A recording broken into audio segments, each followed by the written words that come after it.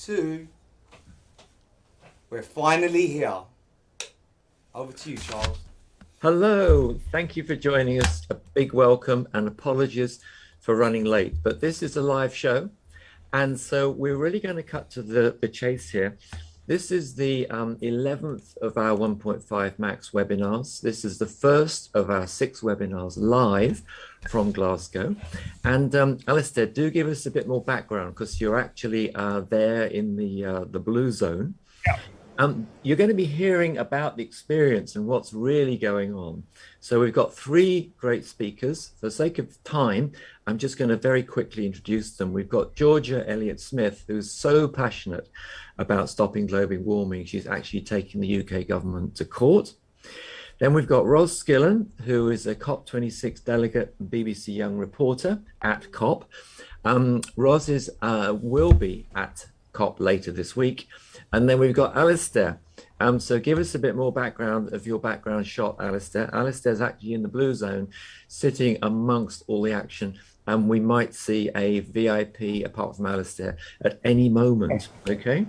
So my name is Charles Appleby. I'm the founder of No CO2. Make it easy to help you stop global warming by planting trees. But let's get straight on to the action. Alistair, we're going to come to you. Do show us anybody in the background. And first of all, tell us a little bit about what is your experience at COP26? Right, are we on me? Can you hear me? You're on, Alistair. We're going live. Hi, everybody. Here we are. So I'm with the Coalition for Rainforest Nations, and I'm part of the official mission for Papua New Guinea. I'm the carbon advisor to Papua New Guinea, and it's a real honor to be part of that 8-person mission, effectively. The minister was here, the Prime Minister. He's just vanished. In here, just at the back, we have Kevin Corcoran, Kevin Conrad. Kevin, can you wave? Is it possible to wave? Is this there? So Kevin is CEO of the Coalition for Rainforest Nations. Coalition for Rainforest Nations is, think of it, a good version of OPEC. What we're trying to do is put a consortium of rainforest nations together and work out how we can get them paid carbon prices at the right level rather than the derisory prices that are going through the markets at the moment. We're here on this booth, and the booth is actually sponsored by Ernst & Young. And it's this apparently the big I'm a newbie to COP, but the big change this year is the level of corporate involvement at the highest level, and I think that's the big positive I'm going to take away. I'm going to try and I can criticize many announcements, I can criticize many things that haven't happened. I'm not going to. I'm going to try and say the glass is half full to 3/4 full and focus on what I think are the real positives of this. And I think the first thing is understanding actually what COP is. We're here in Glasgow, but we're not. This is actually not in Scotland. This is actually a UN designation. So the UN guards or guns in here, and we're actually not governed by UK law. So it is actually a world of its own within this blue zone. The blue zone is for ministers. It's for party delegates. So there's 150 countries around this building, all with their various tents. I'm next to Saudi Arabia. They've got a bit of repenting to do for all the carbon that they put in the world. And I've got Australia down there, and they serve good coffee actually in Australia. So let me give my 5 summary thoughts, and then I don't want to take too much airtime. So understanding the Paris Agreement, I wasn't that au fait with the Paris Agreement and the divine importance of that. I've become a lot more learned in that. The honour and privilege of being with the PNG mission. PNG is one of only 5 carbon negative countries. So it is a benchmark for us all. It is an impoverished country. It is very, very poor. And the juxtaposition is EY, who are sponsoring us here and very involved. The revenue of EY per annum is 30% more than the GDP of 9 million Papua New Guinea. So again, a real play on political systems there. We're fighting for justice here. And I'm an ex-bank, and that's a pretty difficult word for me to swallow. And the passion here is real. And we're dealing with real life problems. Behind me here, we have the screen. The screen. We've got the PNG mission having their basic video. It's an hourly loop. They have 18% of the world's tuna stock in here within the PNG waters. They're losing 10 to 20% of that per annum with the water levels going higher. They are the trophy country for saving rainforests. They produce 100 million tons the wrong way round. They're a net sequester of 100 million tons of carbon. We're paying them nothing for that.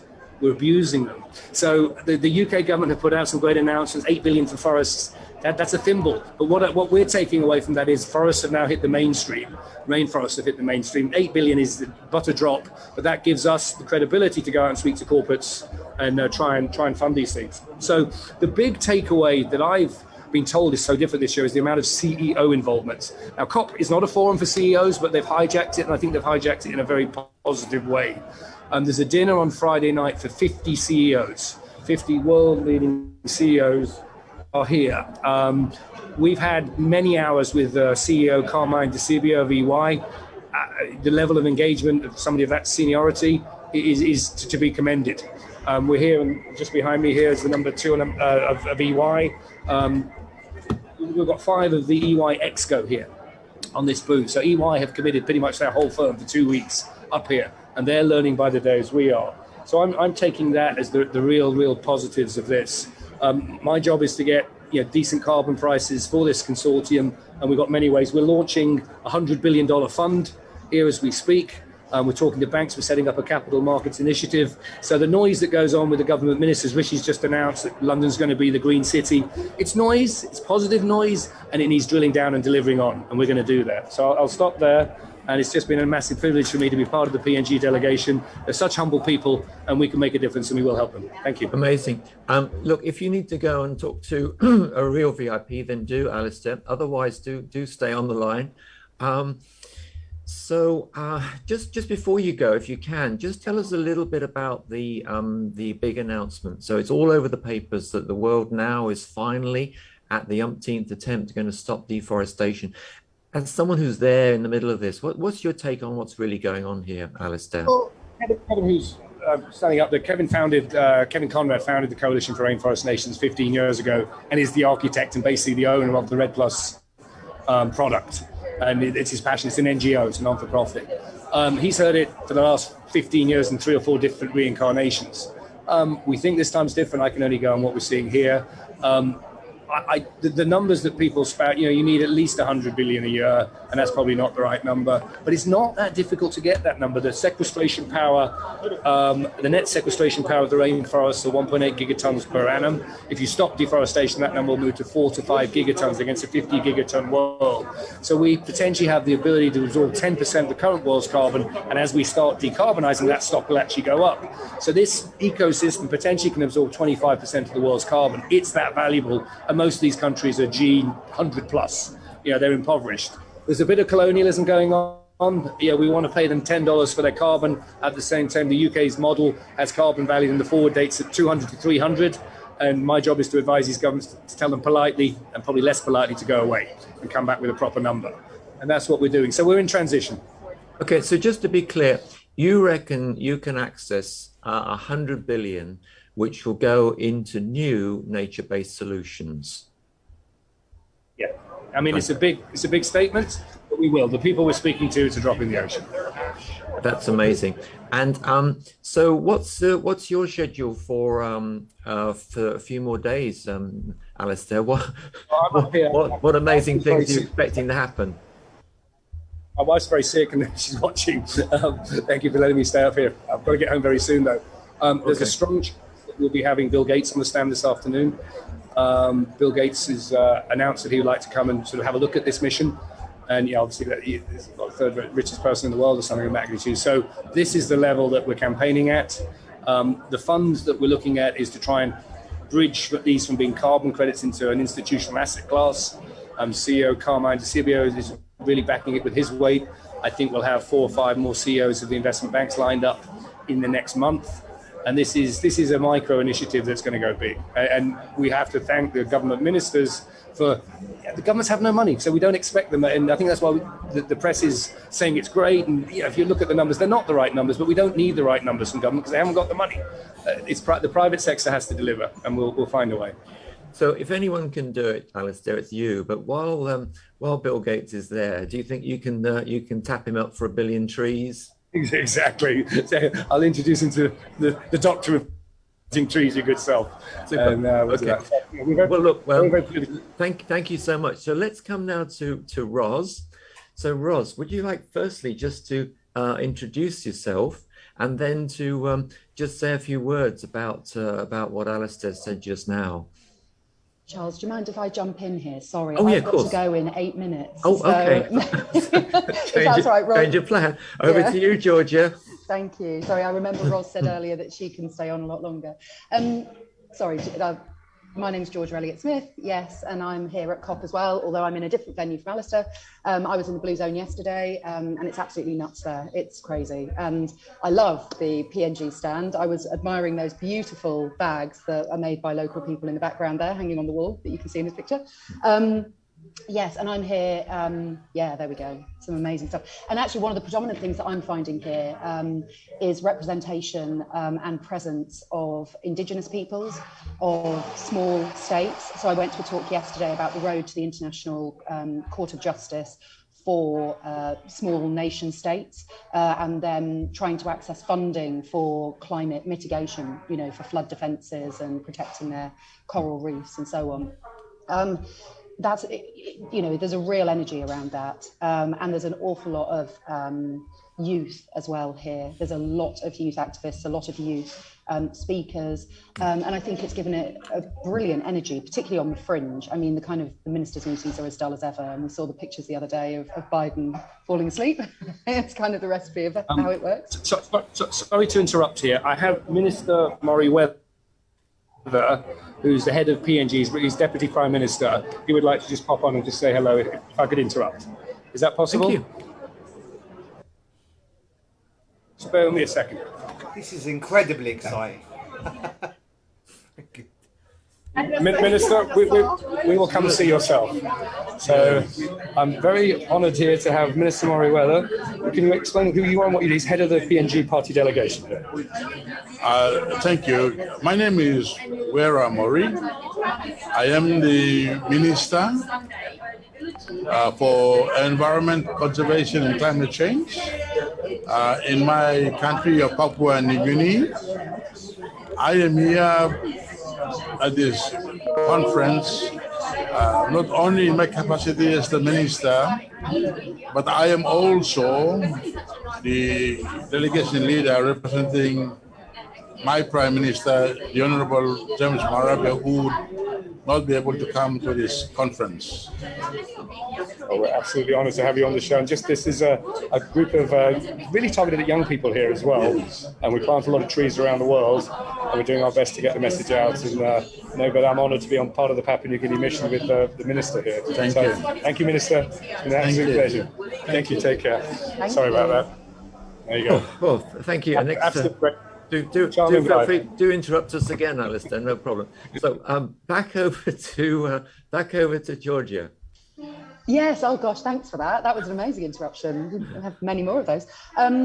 Yeah, so I'm finding there's some really amazing energy here. And actually, I think they're really exciting and huge protests as well in Glasgow, loads of them. Yesterday, I was astonished. There were thousands of police everywhere.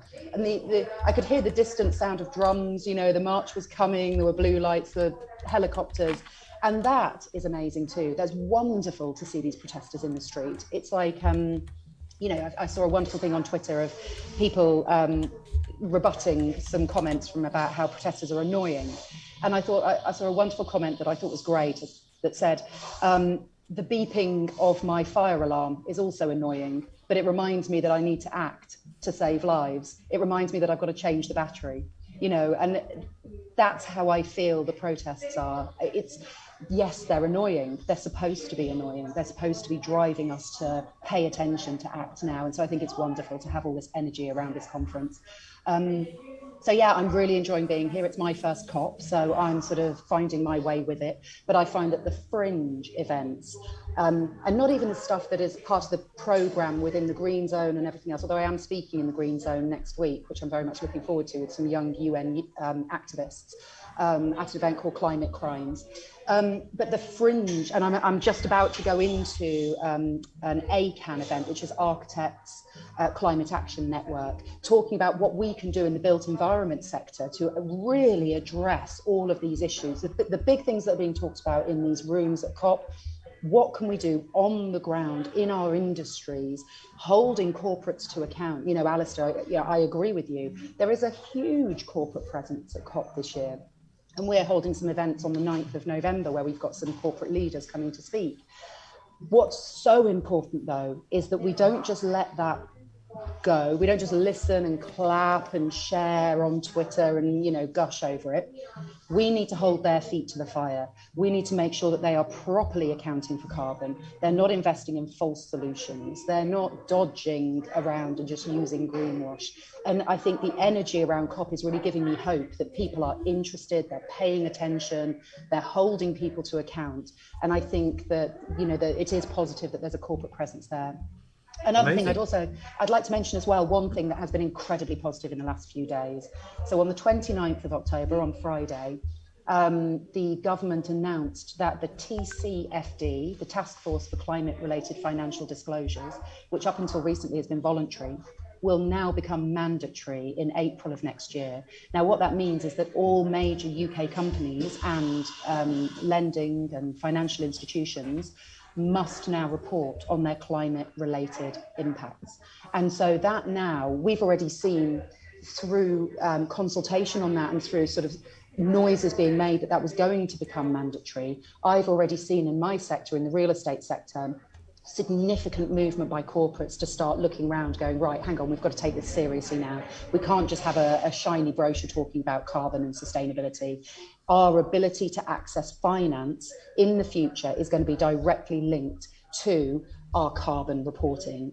And so we've got to do that. So now that's now mandatory.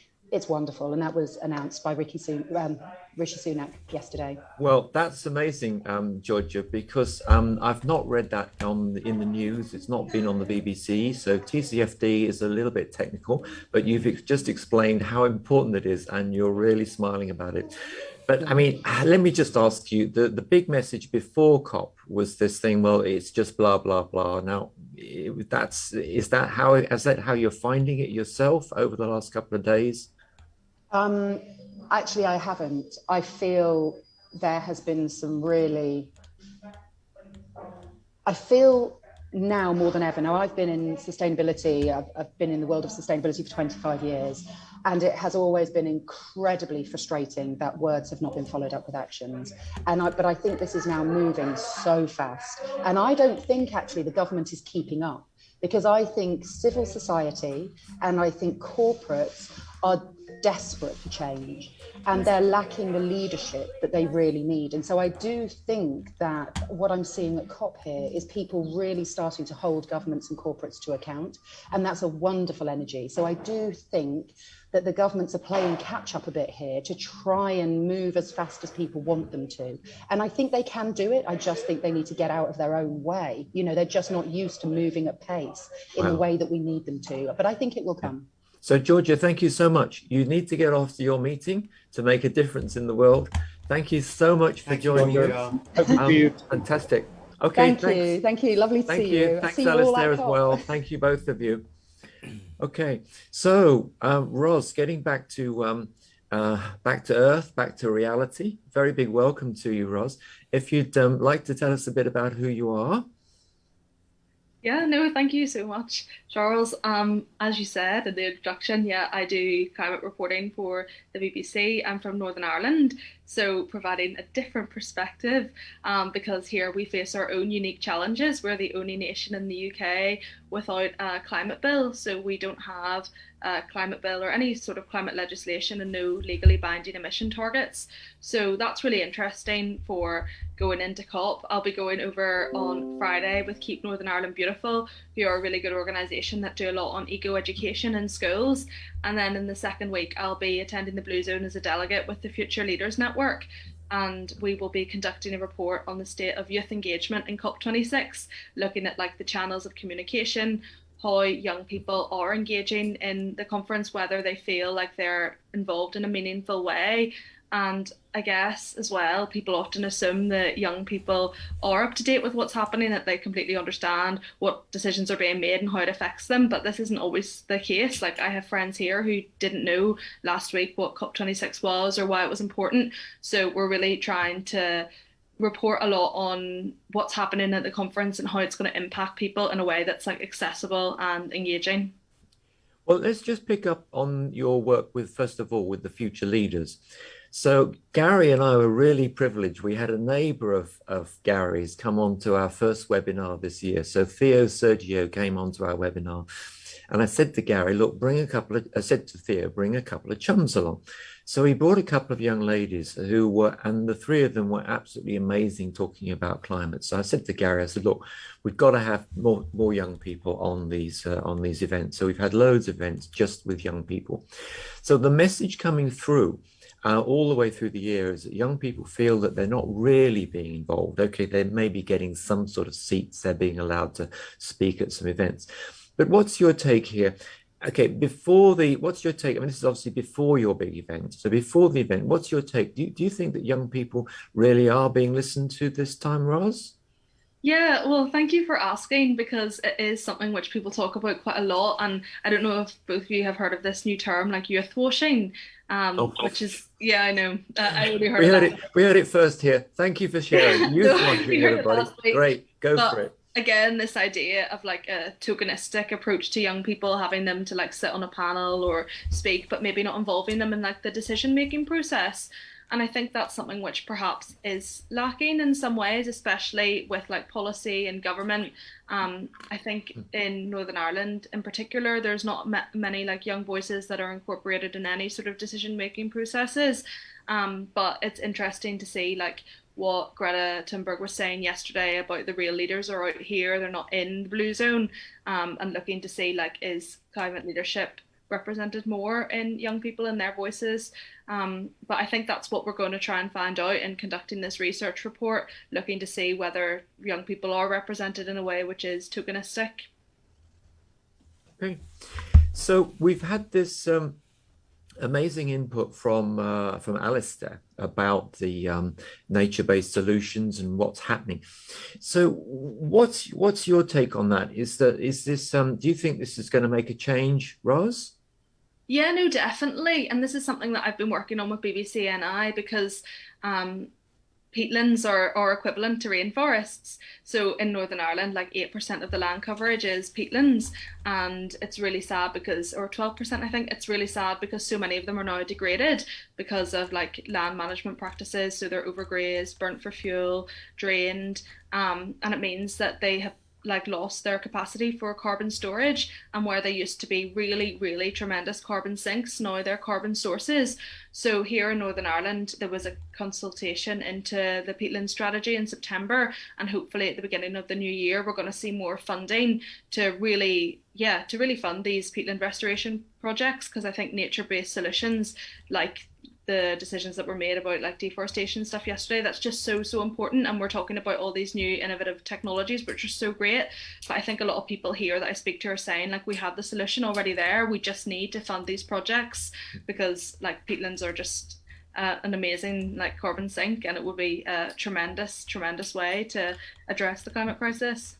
Okay, now I've heard a little bit about this. I spoke to some wonderful people near Manchester, and in the football town, what is it, Altrincham?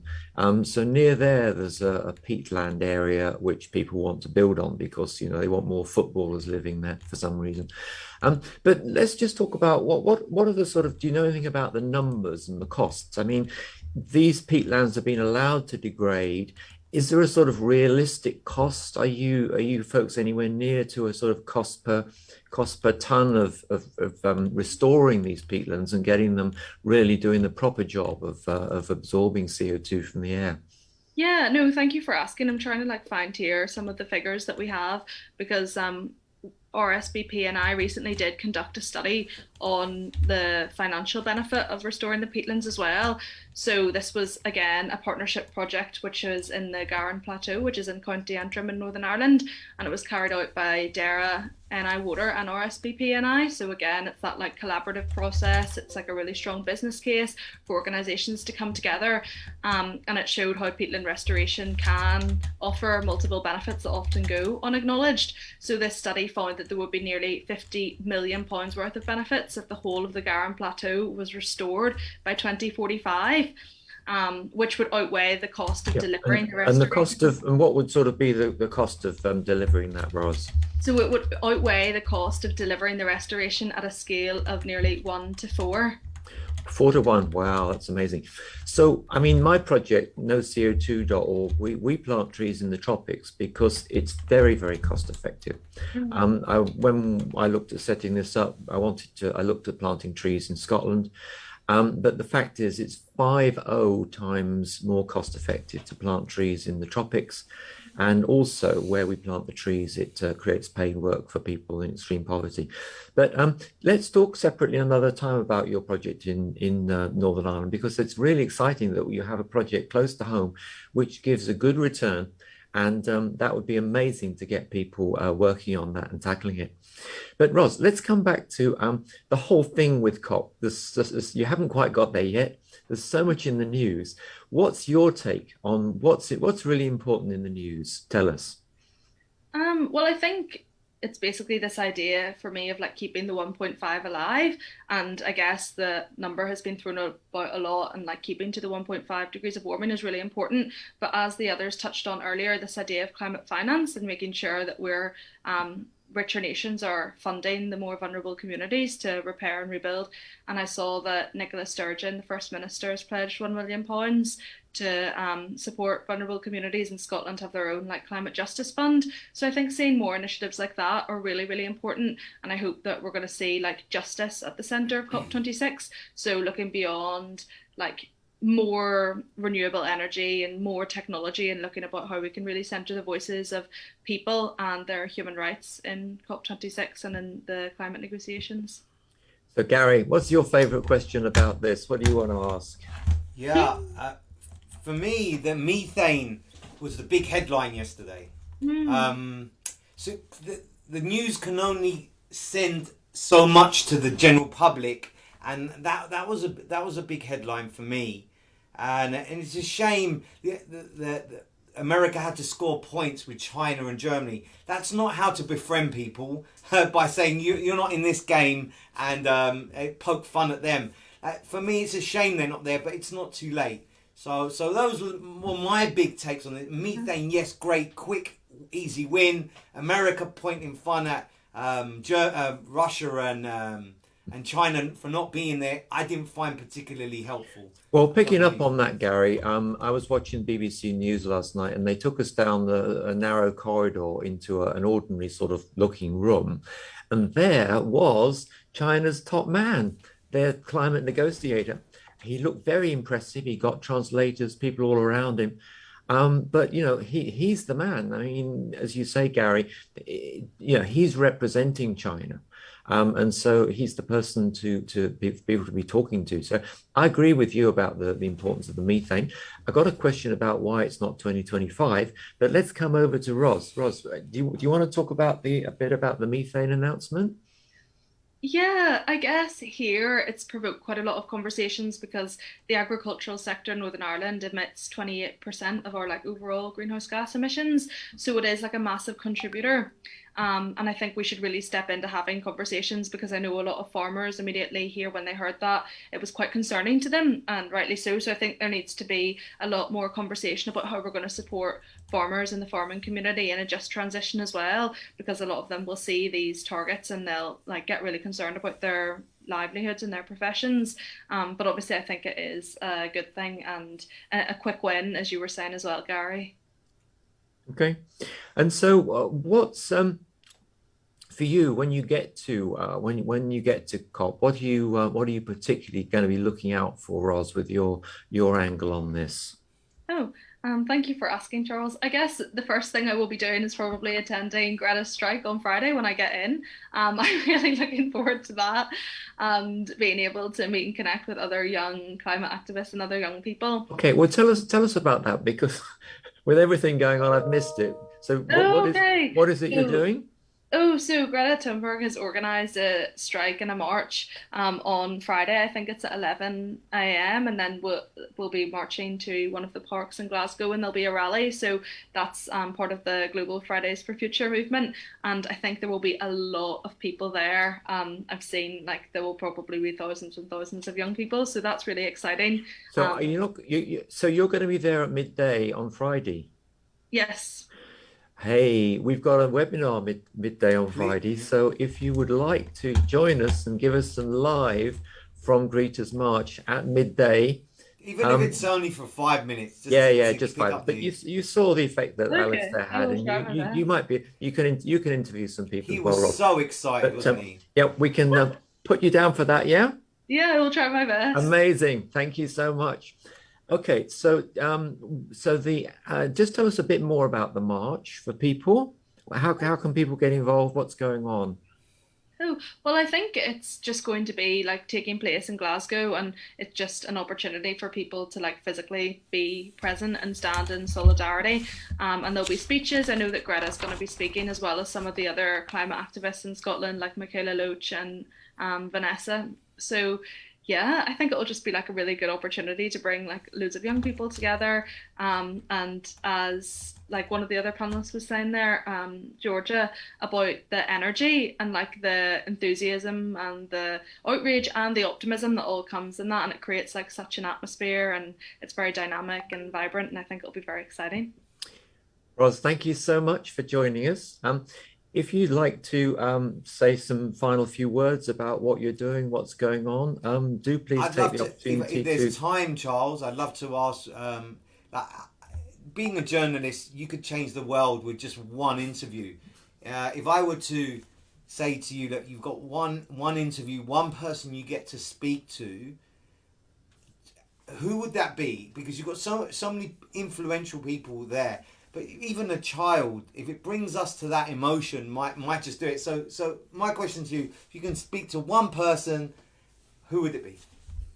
Oh, that's such a good question. I wish I'd prepared an answer for this. Sometimes the impulsive answers are the best.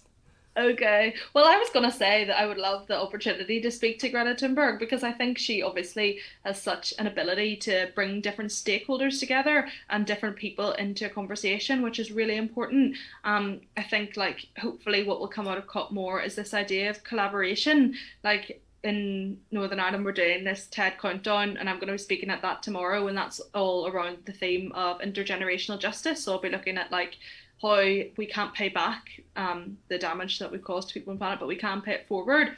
And I think this idea of intergenerational collaboration is so important. And I really like how Greta is able to bring older people together in the same way that she mobilises young people. I have to say, her public, because I love watching people speak and communicate.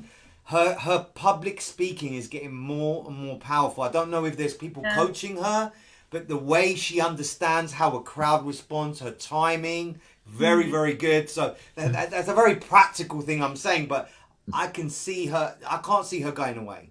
She's getting better Gary, and better and better. Gary, you've kicked us off now. Ross, sorry, what a great phrase. You can't pay it back, but you can pay it forward. I love it. And Gary's prompted me to another question. And you know what I'm going to say? Alistair is meeting with Bill Gates in about half an hour's time. So say you were with Alistair, which you could have been, right? If you were with Alistair, what would you ask or say to Bill Gates? Oh, well, not a difficult question at all. I mean, I guess I would I guess one of the things that I think about quite a lot is how to mobilize people and understanding like the urgency of the climate crisis. And I think with a lot of these like climate philanthropy and stuff, I know a lot of people want to leave like a legacy, and they want to leave money when they move on. So I would probably ask like, why not now? Like, why not when people have the power and the ability and the resources to make change now? Why are they waiting? Like, why not now? Why not? Magic. That's great. I think myself, I think Bill Gates has got a big influence on things. Clearly, he has the ear of ministers, and I really hope that he applies this for good. And for example, in the example that you've given. So just before we close, Ros, to give you the opportunity for, as I said earlier, opportunity for a few final words from yourself, and then over to Charles, Gary. if I may, like, if you are watching this, please share it. That's how you can make a difference. If you are living in Scotland right now, you're thinking, "Oh, shall I go down there?" I would if I could pop down there. I definitely would. If you even care about this one iota, go and show your face. People will listen to the crowd outside, like Greta said. Sometimes the decisions are happening outside. Let them feel the force of young people in and old, for that matter, in Glasgow. So if you're watching this and you happen to be in that Scottish area, get yourselves down there, because I certainly would if I was round the corner. Charles, back over to you, sir. Well, over to Ros. Back over to you. Ros, yeah. Oh, no, thank you. Yeah, I would just echo what Gary said. Yeah, get involved in whatever way you can, because the Fridays for Future strike happens everywhere. So you can look in your local area and see if you can join the rally as well on Saturday. I know that there's a global day of action, so there'll be strikes happening all over the world, in cities across the UK as well. So that's a really good opportunity to get involved in local community. And I guess if anyone was interested in reading the research report or finding out what we're doing next week, you can look at the Future Leaders Network or look at myself. I'm on Instagram and LinkedIn, and hopefully we'll be sharing as much as possible with the aim to make it more accessible, because as we saw earlier, like, it's so valuable to get that insight. A lot of people don't know what's happening behind closed doors, and we really should, because it is our future after all. So trying to make it as accessible and relatable and relevant as possible. Well, Ros, I hope your stories do change lives, and I look forward to you winning whatever awards you win for journalism. I look forward to that. Look, do it first, then apologise later. See if you can sneak in places, get in places that no one looks in, those nooks and crannies, because that's the story that the people want. Well, Charles, it's a great chance for Ros to practice on Friday at midday. I'm really looking forward to it, Ros. But to our audience, thank you so much for joining us. This has been even more exciting than I thought. I would never have thought that we would have the minister from Papua New Guinea saying hello to us from the Ernst & Young stand. But that's what happens when we're with Gary and we're doing these live updates. Just to remind everybody, it's been entirely voluntary. The event is sponsored by noco2.org. If anyone would like to plant some trees, then the planet would really, really be pleased with that, as many as possible. We're hoping Alistair will persuade Bill Gates this afternoon to plant 1 billion trees, but a couple of hundred for £20 or so, or 1,000 trees for about £100 would be absolutely amazing from yourselves. So that's N0CO2. Charles, I want to thank you before we wrap up for all your energy, for putting this together. It's fantastic, because whether you know this or not, Charles Moore has been driving this vehicle forward for nearly 2 years, and this is like the pinnacle of what we've been working towards, and it hasn't disappointed. If you want to stay on, if you're in the audience, and I see there's so many questions, we're going to have some open networking for 10 or 15 minutes. So I will come off live for those shy ones, and then we'll just have some open networking and talking. And thank you so much, Ros, for joining us. A real pleasure to have you here. Thank you. It was lovely to be part of this conversation. Thank you. See you soon. Okay. So we're coming off live in 5, 4, 3, 2, 1. We're not live.